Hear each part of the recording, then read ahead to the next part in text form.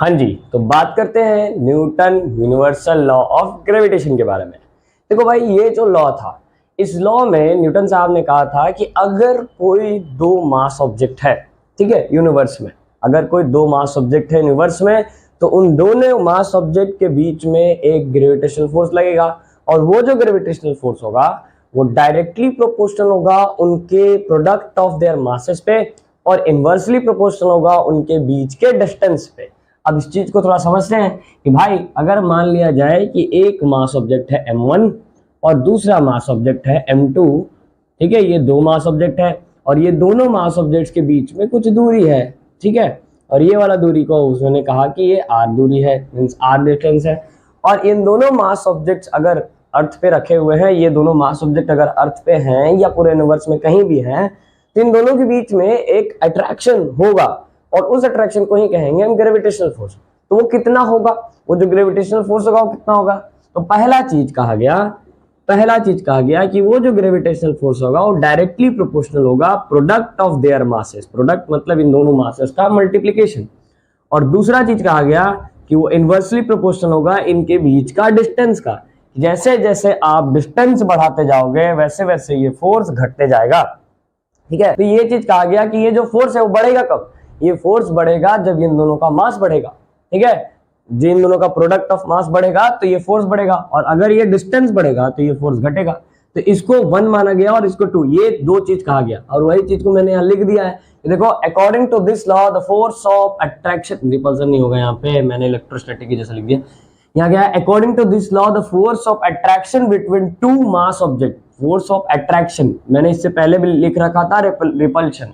तो कभी भी ग्रेविटेशन में रिपल्सन नहीं होता, केवल अट्रैक्शन होता है, ठीक है। रिपल्शन इसलिए लिख दिया था मैंने क्योंकि इलेक्ट्रोस्टैटिक में भी ये चीज चलेगा, ठीक है। इलेक्ट्रोस्टैटिक आपका आगे पढ़ाया जाएगा आपको, ठीक है, सेकंड सेमेस्टर की चीज है वो सब।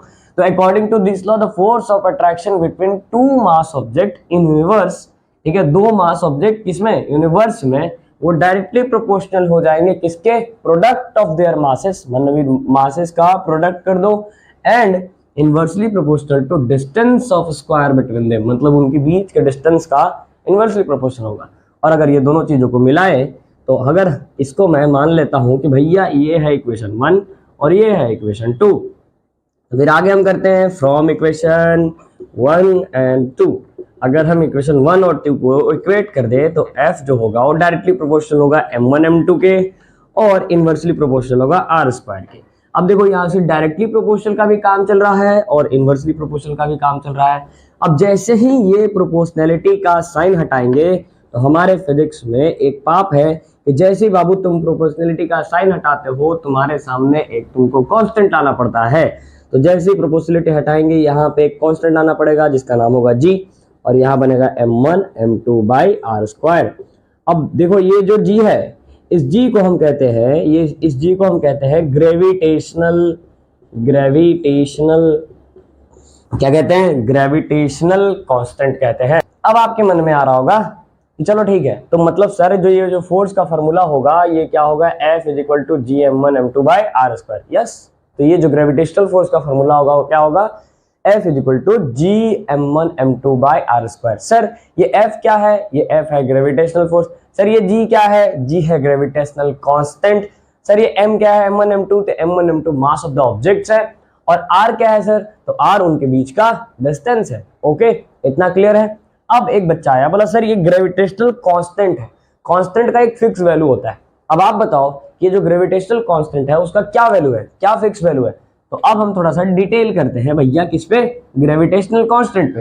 तो देखो, ये जो ग्रेविटेशनल कांस्टेंट है इसका वैल्यू होता है 6.67 इंटू 10 टू द पावर -11, और इसकी यूनिट होती है न्यूटन मीटर स्क्वायर पर केजी स्क्वायर। अब आप बोलोगे सर चलो वैल्यू तो याद कर लूंगा क्योंकि ये कांस्टेंट है, कांस्टेंट्स की वैल्यू तो याद करनी होती है, चलो वैल्यू तो याद कर लूंगा, लेकिन ये जो न्यूटन है, न्यूटन मीटर स्क्वायर पर केजी स्क्वायर, ये तो आप रट के आए हो, ये आपने कैसे लिख दिया? कुछ ऐसा मेरे को बताओ कि जिससे मेरे को ये यूनिट याद करने की जरूरत ना पड़े। ठीक है, तो चलो अब हम लोग क्या करते हैं, यूनिट एंड डायमेंशन निकालते हैं। किसका? यूनिट एंड डायमेंशन निकालते हैं। किसका? जी का। अगर आपने मेरा यूनिट एंड मेजरमेंट वाला लेक्चर देखा है तो आपको पता होगा कि यार इसका यूनिट और डायमेंशन कैसे निकालते हैं। और अगर आप नहीं देखा है वो लेक्चर तो कोई दिक्कत नहीं है, अभी हम लोग निकाल के चेक करते हैं।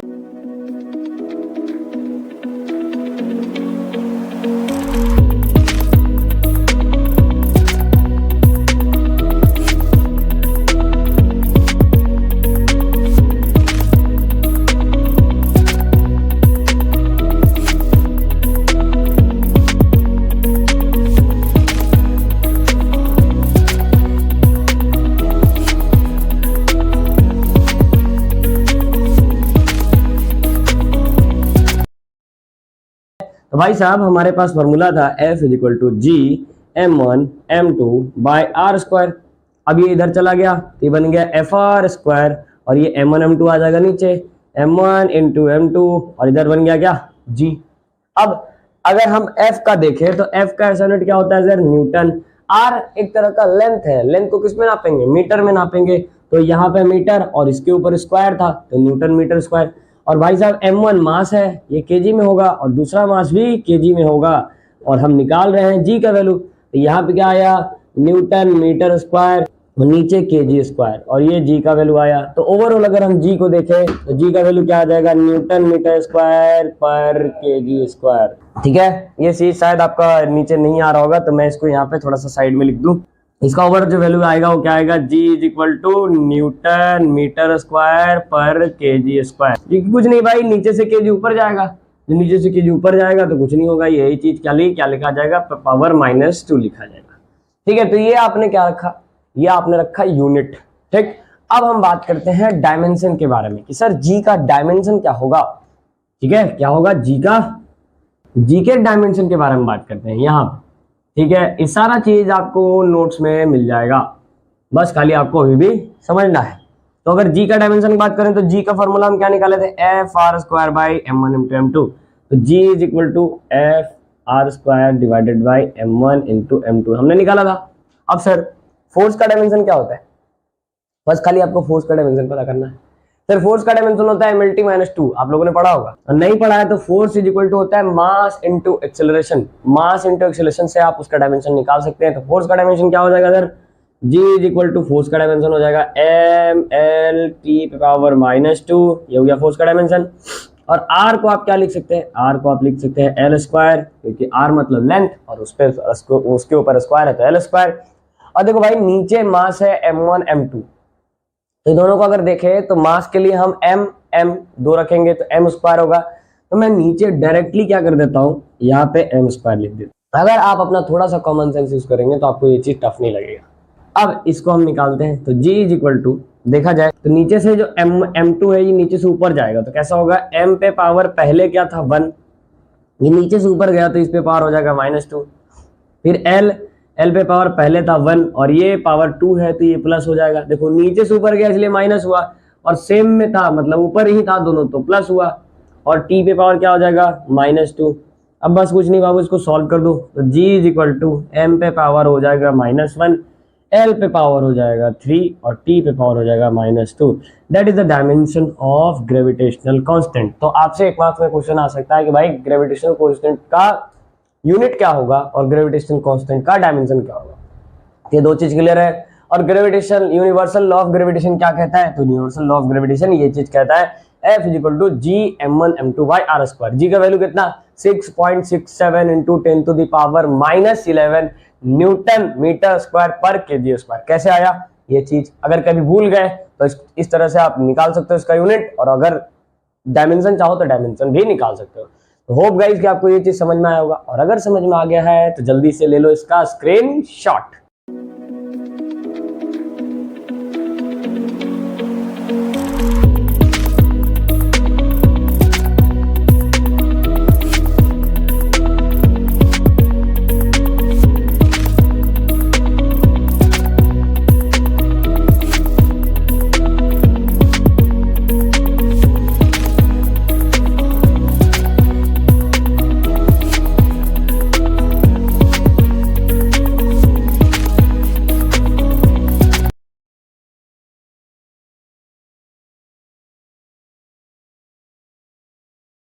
सो अब हम लोग देखते हैं एक्सेलरेशन ड्यू टू ग्रेविटी।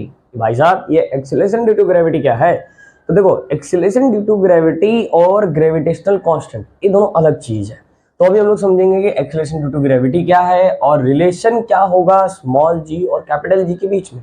अब ये जो स्मॉल जी है उसको हम कहते हैं एक्सीलरेशन ड्यू टू ग्रेविटी, और ये जो कैपिटल जी होता है इसको हम कहते हैं ग्रेविटेशनल कांस्टेंट।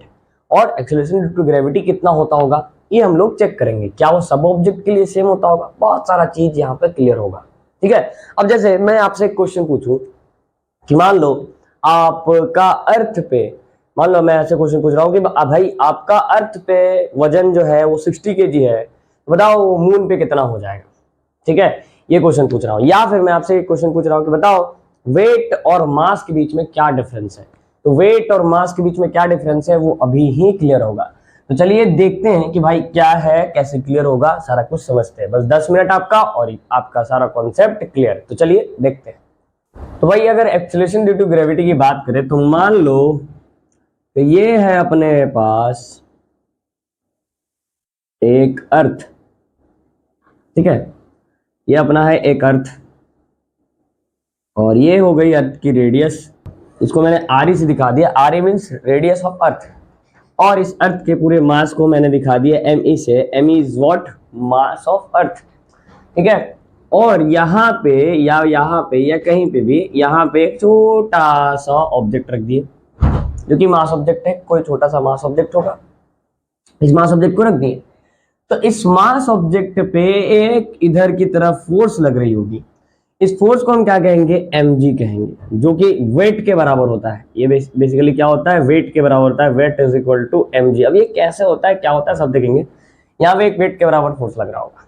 ठीक है, तो फिर से समझेंगे ये क्या है, ये है अर्थ और ये क्या है, मास ऑफ एनी बॉडी, कोई भी बॉडी का मास ले लो।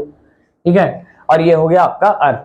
तो अगर हम यहाँ पे इसका रिलेशन बनाने की कोशिश करें तो अगर मैं यहाँ पे करूँ तो according to universal law of gravitation, universal law of gravitation, अगर हम ग्रेविटेशन के यूनिवर्सल लॉ की बात करें तो F इज इक्वल टू होता है G m1m2/r²।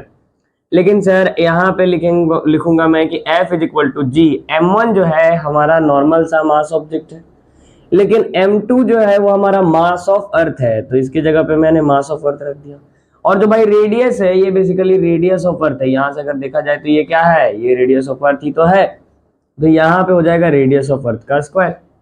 ठीक, और इस चीज को मैंने मान लिया इक्वेशन 1। तो ये हुआ यूनिवर्सल लॉ ऑफ ग्रेविटेशन से। अब अगर हम देखें तो अकॉर्डिंग टू न्यूटन्स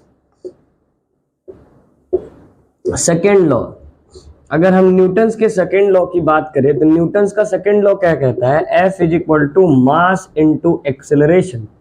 और इस केस में क्या है कि यहाँ जो एक्सेलरेशन हो रहा है वो acceleration due to gravity, gravity की वजह से एक्सेलरेशन हो रहा है। इस वजह से यहाँ जो एक्सेलरेशन है वो किसके बराबर हो जाएगा, ग्रेविटी के बराबर हो जाएगा। और अगर ये ग्रेविटी के बराबर हो गया तो यहाँ बन जाएगा force is equal to mass into acceleration due to gravity. और जैसे ही force is equal to mass into acceleration due to gravity हुआ तो ये फोर्स नहीं, ये वेट कहला गया। तो इसीलिए याद रखना जो वेट होता है, वेट कभी भी केजी में नहीं नापा जाता है। कोई आपसे अगर पूछे कि आपका वेट कितना है तो वो आपसे वेट नहीं पूछ रहा है, वो आपका मास पूछ रहा है। ठीक है, अगर कोई आपसे पूछे कि आपका वेट कितना है तो आपका जो भी वेट है, मतलब जैसे होता है ना कि हम लोग बोल देते हैं, कोई पूछा आपका वेट कितना था, हम लोग बोल देते भैया 50 kg। अरे 50 kg जो तुम बता रहे हो तुम्हारा मास है, वो वेट नहीं है। अब जो तुम्हारा जो मास है उसको अगर तुम एक्सेलरेशन ड्यू टू ग्रेविटी से मल्टीप्लाई कर दो तब वो तुम्हारा आएगा वेट।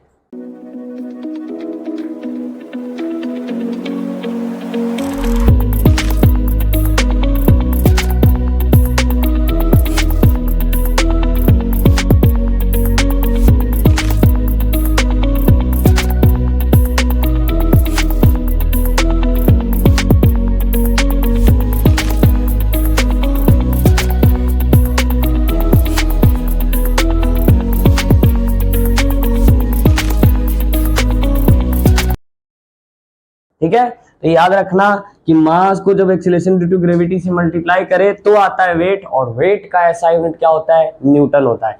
ये सारा चीज डिटेल नोट्स में है, हम यहाँ पे लिख नहीं रहे हैं, डेरिवेशन मेरा लंबा होगा, वीडियो लंबा होगा, तो आपको बस खाली समझना है कि भैया वेट का ऐसा यूनिट क्या होता है, न्यूटन होता है। वेट को केजी में नहीं नापते हैं, ठीक है, मास को केजी में नापते हैं, वेट को केजी में नहीं नापते हैं। ओके, सो अब अगर हम यहाँ पे इक्वेशन 1 और इक्वेशन 2 को देखें तो हम यहाँ पे आगे मैं करता हूँ क्या, भैया फ्रॉम इक्वेशन 1 एंड इक्वेशन 2, अगर हम इक्वेशन 1 और 2 को देखें तो हम जान रहे हैं कि ये F is equal to G M M E by R E का स्क्वायर है, ये भी फोर्स है सर और ये भी फोर्स है सर, दोनों फोर्स को अगर इक्वेट किया जाए तो क्या मैं ऐसे लिख सकता हूं कि M G is equal to G M E by R E का स्क्वायर।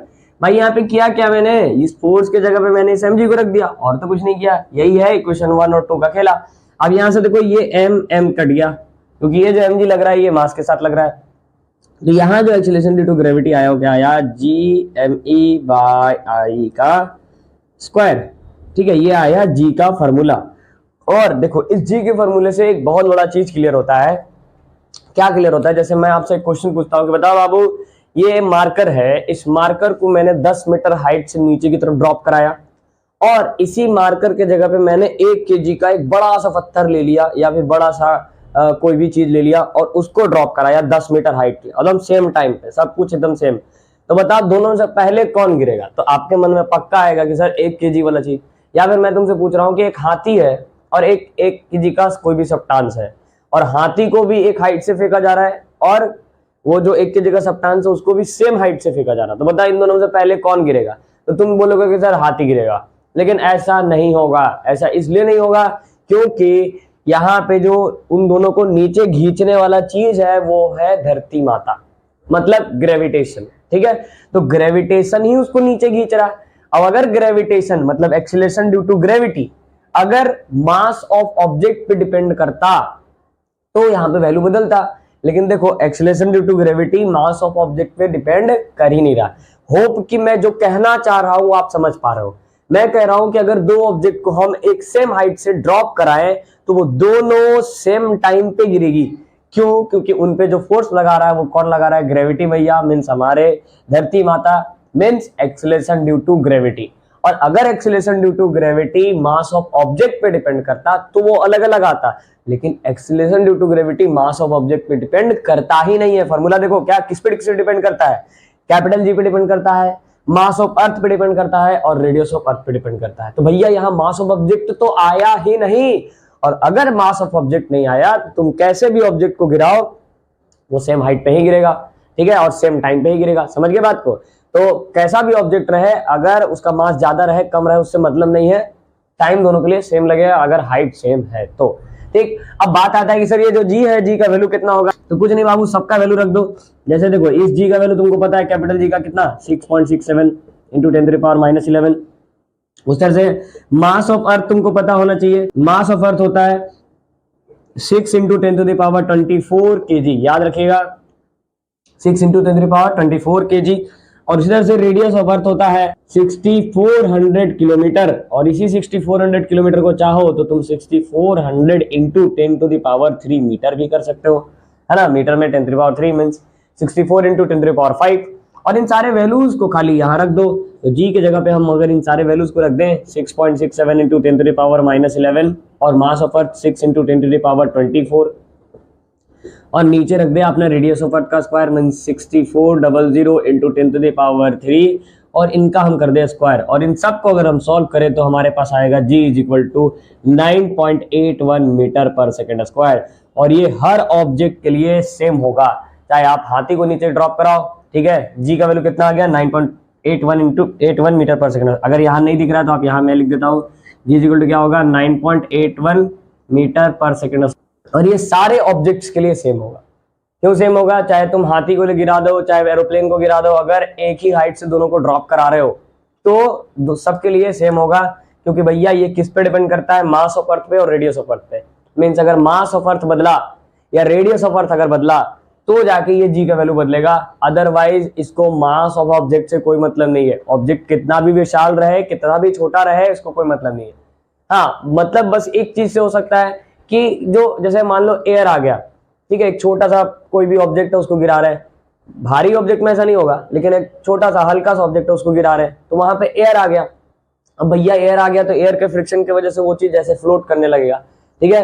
तो इस लेक्चर में हमने यहाँ पे ये चीज सीखा कि भाई वेट क्या होता है और मास क्या होता है। वेट एक तरह का फोर्स है और मास एक तरह का, जैसे समझिए कि क्वांटिटी है, एक तरह का यूनिट है जो कि आपका केजी में होता है, जबकि वेट आपका किस में होता है, न्यूटन में होता है, ठीक है।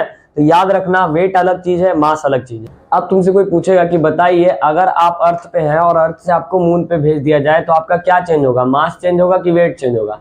तो वहां पे आपका वेट चेंज होगा, मास आपका वही रहेगा, ठीक है। मास तो आपके बॉडी का वही है, क्योंकि मास मतलब आपके बॉडी में जितने कंस्टिट्यूएंट पार्टिकल्स हैं तो वो आपका वही है, बस चेंज क्या होगा, आपका वेट चेंज होगा, ठीक है। यहाँ पे आपको अलग वेट मिलेगा और वहां पे आपको अलग वेट मिलेगा। क्यों? क्योंकि वहां मून का अलग ग्रेविटी है और यहाँ अर्थ का अलग ग्रेविटी है, दैट्स व्हाई ऐसा होगा, ठीक है।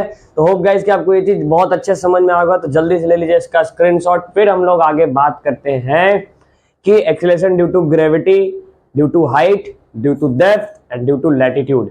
तो अलग अलग चीजों पे, मतलब हाइट पे जाने पे gravity, acceleration due to gravity क्या होगा, डेप्थ में जाने में एक्सीलरेशन ड्यू टू ग्रेविटी क्या होगा, और बस ये 3-4 चीजों को हम लोग को समझना है, इसके कुछ रिजल्ट्स देखने हैं और देन आपका ग्रेविटेशन जो चैप्टर है वो फिनिश, ठीक है।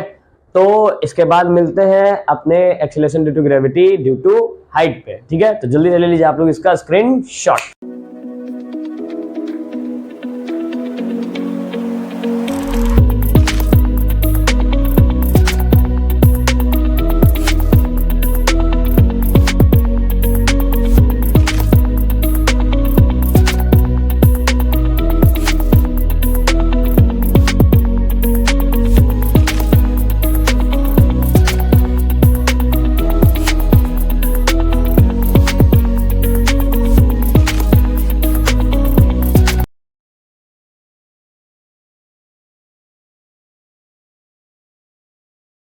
सो गाइज अब हम लोग देखते हैं variation of G with depth and with height. Depth मतलब कि पृथ्वी के गहराई में अगर तुम चले जाओ तो ग्रेविटी में क्या बदलाव आएगा, और अगर तुम पृथ्वी से कुछ हाइट पे चले जाओ तो ग्रेविटी में क्या बदलाव आएगा। तो सबसे पहले हम गहराई पे बात करते हैं। अगर मान लेते हैं कि ये है हमारा रेडियस ऑफ अर्थ, देखो ये वाला जो है, ये वाला है हमारा, यहाँ से यहाँ तक अगर हम देखें तो ये है अपना रेडियस ऑफ अर्थ। एक्चुअली में हमारा अर्थ ये है, ठीक है, रेडियस ऑफ अर्थ।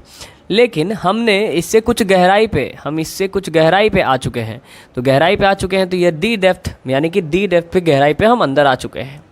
तो ये वाला जो नया वाला जो रेडियस आया, वो नया वाला रेडियस क्या होगा, नया वाला रेडियस होगा are E minus D. Are E minus D मतलब जो अर्थ का रेडियस था उसमें से इस डी को घटा देंगे तो बच जाएगा आर ई माइनस डी, है ना, radius of earth minus D, है ना।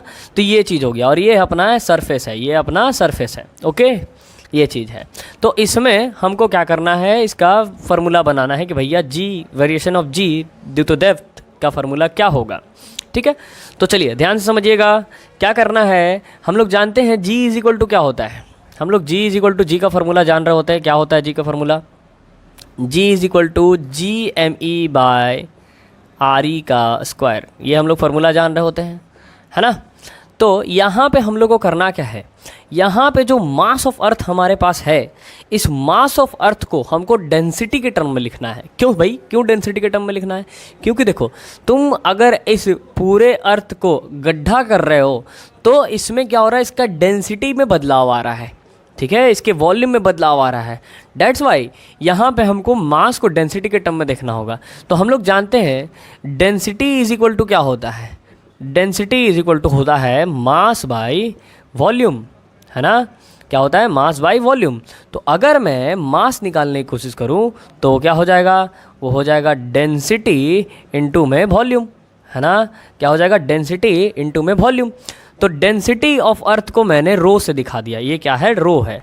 और जो वॉल्यूम है, एक्चुअली में हमारा अर्थ उस शेप का नहीं है, लेकिन फिर भी हम मान लेते हैं कि हमारा जो अर्थ है ये स्पेयर के शेप का है, तो हम यहाँ पे वॉल्यूम ऑफ स्पेयर ले लेंगे, है ना। तो वॉल्यूम ऑफ स्पेयर का वैल्यू क्या हो जाएगा, वॉल्यूम ऑफ स्पेयर का वैल्यू हो जाएगा 4/3 पाई आर क्यूब, और आर के जगह पे यहाँ पे रेडियस ऑफ अर्थ हो जाएगा। तो ये हुआ हमारा मास ऑफ अर्थ का नया formula. Mass of earth is equal to rho मतलब कि डेंसिटी, और 4/3 पाई आर क्यूब, ओके। तो अब ये वाला जो इक्वेशन है इसमें हम क्या करेंगे, इसमें हम मास के जगह पे इसको पुट कर देंगे। तो भैया यहाँ अगर मास ऑफ अर्थ को पुट करें तो G is equal to G, mass of earth को यहाँ पे पुट करें तो क्या हो जाएगा, रो इंटू 4/3 इंटू पाई, और यहाँ होगा आर ई का क्यूब, और इनके डिवाइड में कौन था, इनके डिवाइड में था आर ई का स्क्वायर। तो आप सबको दिख रहा होगा कि भाई साहब यहाँ पे आर ई का स्क्वायर और आर ई दोनों क्या हो जाएगा, कैंसिल हो जाएगा, है ना। देखो यहाँ पे ये आर ई का क्यूब कैंसिल होगा तो यहाँ से क्या बच जाएगा, यहाँ से आर ई बच जाएगा, क्योंकि स्क्वायर कैंसिल हुआ, ऊपर में क्यूब था तो 2 उड़ गया, 1 बचा, है ना। तो जब ये 1 बचा तो यहाँ पे क्या आ गया, जी का जो वैल्यू आया वो जी का वैल्यू क्या आ गया, 4/3 पाई, फिर उसके बाद पाई आर ई इंटू जी इंटू रो, है ना। ये आया तुम्हारा जी का वैल्यू। लेकिन ये जी किसके लिए आया, एट सरफेस के लिए आया, किसके लिए आया, सरफेस के लिए। अब अगर हम डेप्थ के लिए बात करें तो ये जो आर ई है, ये आपको यहाँ जो आर ई दिख रहा है, ये आर ई में चेंजेस हो जाएंगे। क्या चेंजेस हो जाएंगे, ये बन जाएगा आर ई माइनस डी। क्या बन जाएगा, आर ई माइनस डी। तो अगर हम जी डेप्थ की बात करें, एट डेप्थ की बात करें, तो ये जो जी का वैल्यू आएगा, जी डी का वैल्यू आएगा, वो क्या आएगा, 4/3 पाई, ये बन जाएगा आर ई माइनस डी, और यहाँ पे जी इंटू में रो, ठीक है। और ये जो आया ये किसके लिए आया, एट डेप्थ, ये किसके लिए आ गया भैया, एट डेप्थ के लिए आ गया। अब ऑब्वियस सी बात है, जी डी को जी से डिवाइड कर देंगे, हमको उसका क्या मिल जाएगा, रेशियो मिल जाएगा। तो यहाँ पे मैं करके देखता हूँ, तो आगे लिखना है क्या, डिवाइडिंग इक्वेशन 2 बाई किससे, बाई इक्वेशन 1 से, है ना भाई। तो इक्वेशन 2 क्या कर रहा है, इक्वेशन 2 कर रहा है G D is equal to 4/3 pi R E minus D, और यहाँ है जी इंटू रो, और इसको डिवाइड मार दे रहे हैं किससे, इसको डिवाइड मार दे रहे हैं जी से। तो जी क्या है भाई, 4/3 पाई, यहाँ है वो आर ई, और यहाँ है जी इंटू रो, माने लगभग सब चीज़ सेम ही है। तो क्या क्या उड़ जाएगा, देखो यहाँ से 4/3 उड़ गया, है ना, पाई उड़ गया, जी उड़ गया, रो उड़ गया, बचा क्या सर, बचा यहाँ पे are E minus D by R ई। तो अगर हम यहाँ से जी डी बाई जी का वैल्यू देखें तो ये आ गया जी डी बाई जी का वैल्यू क्या आया, are E minus D by R E, है ना।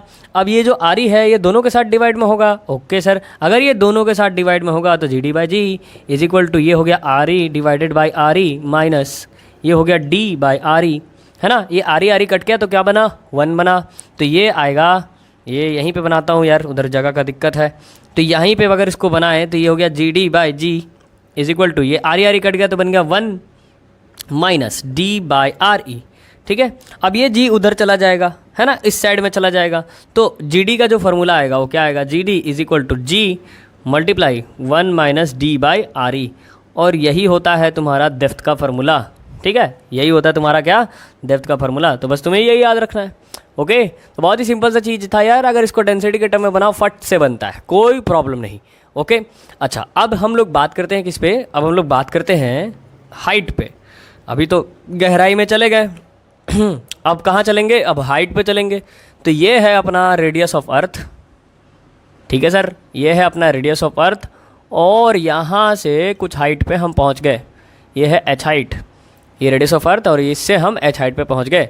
तो इसमें पहले अगर हम सरफेस के लिए फार्मूला देखें तो हमारे पास फार्मूला क्या है, G is equal to G M E by, यहाँ पे क्या है, आर ई का स्क्वायर, है ना। ये किसके लिए भैया, ये है सरफेस के लिए, तो इसको हम बना दें इक्वेशन 1, और ये किसके लिए है, एट सरफेस के लिए है, ओके। ये सरफेस पे आता है जी, और यहाँ पे आता है जी एच। इस तरह से यहाँ पे भी देखा जाए तो सरफेस पे आता है जी, और यहाँ पे आता है जी डी, ठीक है। तो सरफेस पे मैंने लिख लिया G M E by R E, okay.